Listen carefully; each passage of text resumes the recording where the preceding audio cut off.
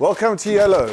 My name is Neil and we are at the beautiful Onyx Resort in Bali. We are media partners with XFounders and we are covering their 4-week boot camp with founders in the crypto space.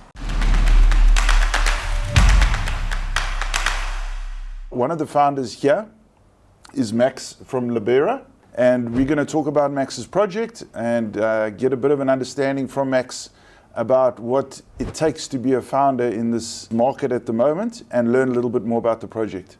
Max, thanks for coming. Yeah, great to be here. Yeah. So, first question, your name, your title, and what it is your project does. What I'm particularly interested in is your 30-second pitch. Right. Because it's always difficult to articulate a project succinctly and quickly. Yeah. So, let's see how you can get that into in 30 seconds. Sure. My name is Max Ward, founder and CEO of Libera. Our mission is to make $1 trillion of invisible commerce visible and then help the world's largest consumer packaged goods brands sell to half the population on the planet.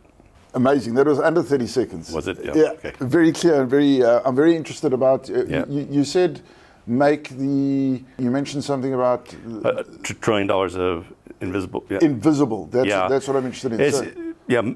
Believe it or not, we're all not to sound woke, but we're all quite privileged. We live in the world of rich people. Most of the people on planet Earth are buying daily items in small mom and pop shops. They don't use any technology at all, is the reality of it. In countries like Indonesia has 4 million such shops, for example. In a $1.2 trillion economy, it's about $300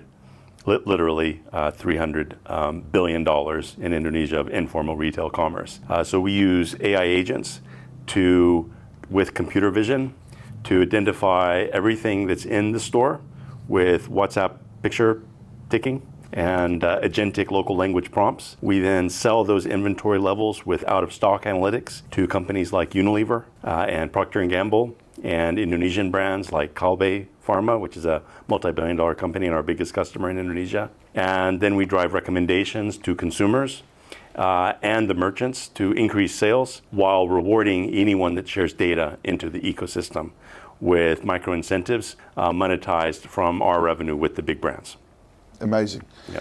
So you've said a lot, and it's actually you're very clear about the vision of the project, which a lot of founders battle to articulate sometimes. Yeah. So in terms of your vision, again, in say 5 seconds, what is your vision of the project? Well, the key aspect of the vision is something that I worked on also with prior companies in the same markets, is to allow anybody that's in these very big supply chains, the biggest supply chains on the planet, to be rewarded by contributing data that helps the supply chains to be more efficient.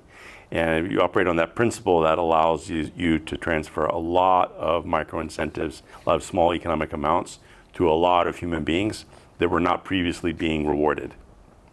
Got it. Yeah.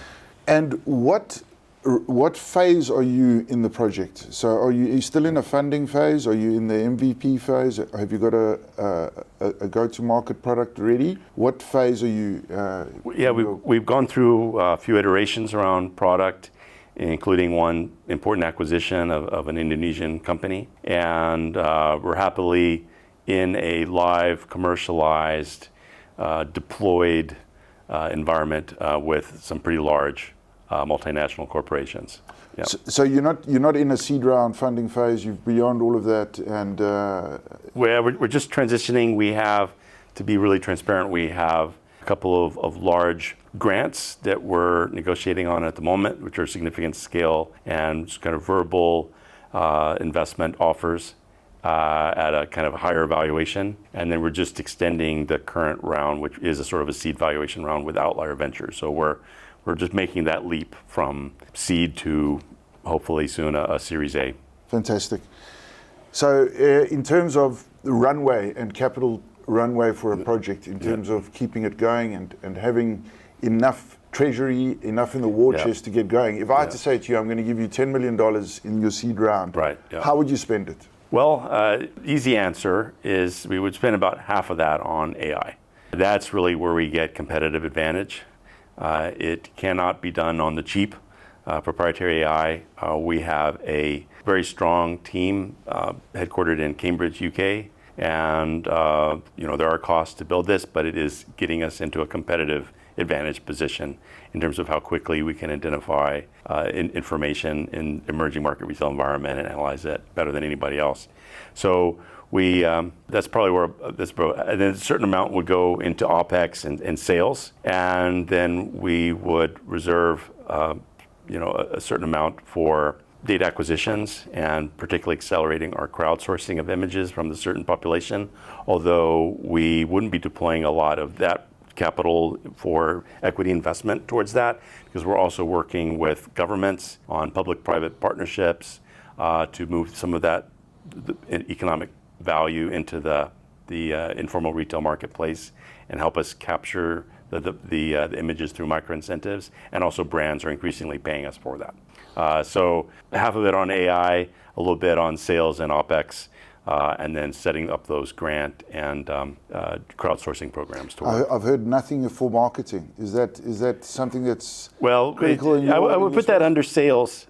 We did quite a lot around sort of general marketing for the company, but what we're really doing now is pretty focused. It's B2B. It's having the commercial leadership.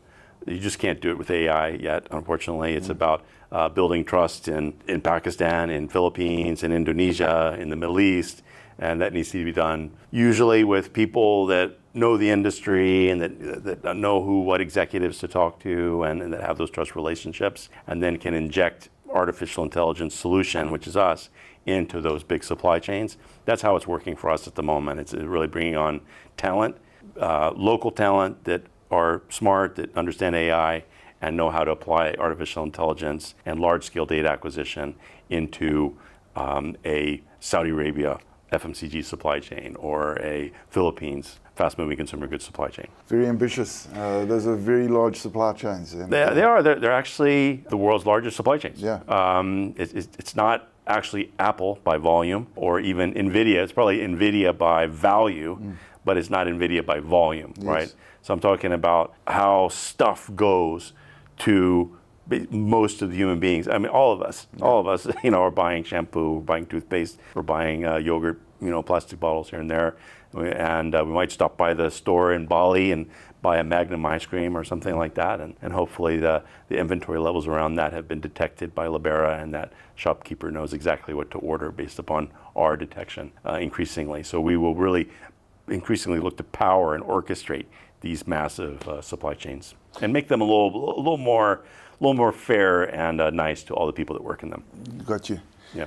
Max, being a founder is very challenging. Tell me your highest and your lowest point in your journey as a founder. Yeah, my highest point, that's a tough one, but there's a story. This was several years ago, but I know exactly what seat I was in on what flight, Cathay Pacific flight from Jakarta to Hong Kong when I was waiting for our Series A transfer to land in the bank account, because I didn't know if that amount of money really came in one chunk or what would happen. And it somehow came into the view of the bank account before we took off.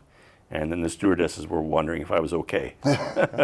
I'm sure the champagne was yeah.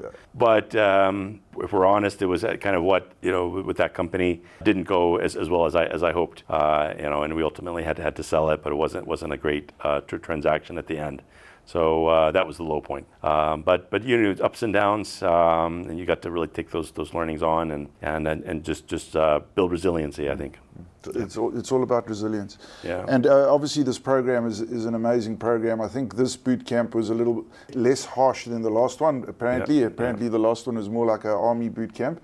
Yeah. But what would you say is the one thing you've learned from this XFounders Bootcamp that... Yeah, I think it's a good group, and I kind of like how it's been put together. But I've learned some things talking to the other projects in the boot camp that we're expecting. So it's always interesting to talk to other people that are builders.